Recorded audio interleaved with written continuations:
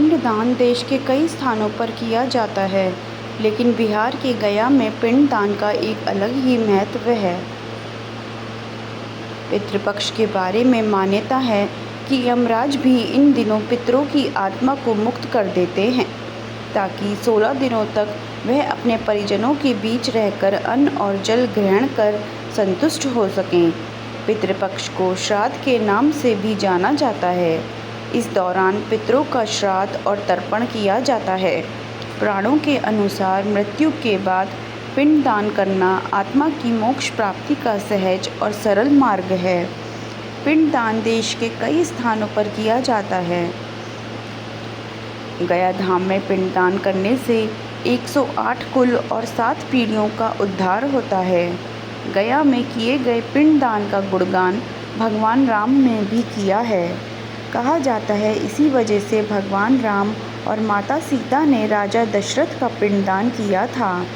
गरुड़ पुराण के अनुसार यदि इस स्थान पर पिंडदान किया जाए तो पितरों को स्वर्ग मिलता है।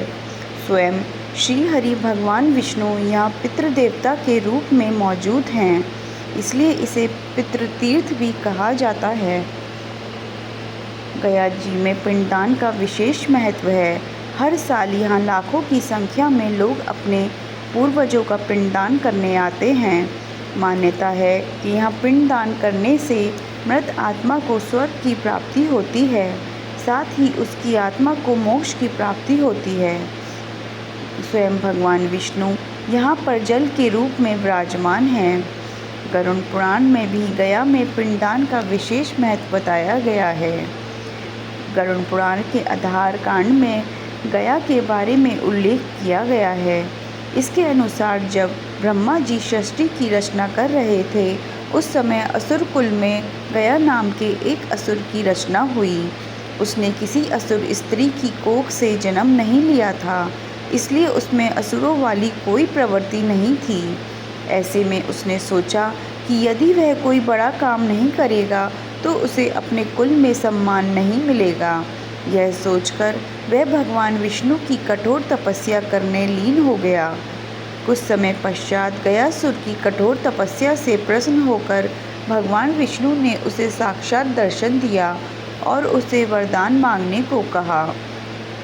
यह सुन गयासुर ने भगवान विष्णु से कहा कि आप मेरे शरीर में साक्षात वास करें, ताकि जो मुझे देखे उसके समस्त पाप नष्ट हो जाए, यहाँ वह जीव पुण्य आत्मा हो जाए तथा उसे स्वर्ग में स्थान मिले। श्री हरि ने उसे यह वर दे दिया। इसके बाद उसे जो भी दिखता उसके समस्त कष्टों का निवारण हो जाता और दुख दूर हो जाते। यह देख सारे देवतागण चिंतित हो गए और भगवान विष्णु की शरण में आए। भगवान विष्णु ने देवताओं को आश्वासन दिया कि उसका अंत ज़रूर होगा। यह सुन सभी देवता अपने अपने धाम वापस लौट गए। तभी कुछ दिन बाद गयासुर भगवान विष्णु की भक्ति में लीन होकर किंकटे देश में शयन करने लगा। उसी समय वह भगवान विष्णु के गदा से मारा गया, परंतु मरने से पहले उसने भगवान विष्णु से एक वर मांगा कि मेरी इच्छा है कि आप सभी देवी देवताओं के साथ अप्रत्यक्ष रूप से इसी शिला पर विराजमान रहें और यह स्थान मृत्यु के बाद किए जाने वाले धार्मिक अनुष्ठानों के लिए तीर्थ स्थल बन जाए। इसे सुन श्री हरि ने गयासुर को आशीर्वाद दिया कि यहाँ पितरों का श्राद्ध तर्पण आदि करने से मृत आत्माओं को पीड़ा से मुक्ति मिलेगी। गरुड़ पुराण के अनुसार तब से यहाँ पितरों का श्राद्ध तर्पण होने लगा। गरुड़ पुराण के अनुसार भगवान विष्णु स्वयं यहाँ जल के रूप में विराजमान हैं, इसलिए गरुड़ पुराण में वर्णित है कि 21 पीढ़ियों में से किसी एक भी व्यक्ति का अगर पैर यदि फल्गु में पड़ जाए तो उसके समस्त कुल का उद्धार हो जाता है। गरुड़ पुराण के अनुसार भगवान राम और माता सीता ने भी यहाँ राजा दशरथ का पिंडदान किया था। गरुड़ पुराण में उल्लेखित एक कथा के अनुसार भगवान राम सीता और लक्ष्मण जी के साथ पिता राजा दशरथ का पिंडदान करने के लिए अयोध्या आए थे। यह पिंडदान की सामग्री एकत्रित करने के लिए चले गए और सीता जी फल्गु नदी के किनारे बैठकर उनके आने का इंतज़ार कर रही थी।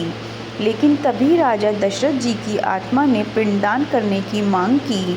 ऐसे में सीता जी ने फल्गु नदी के साथ वट वृक्ष, केतकी के फूल और गाय को साक्षी मानकर बालू का पिंडदान बनाकर पिंडदान कर दिया था।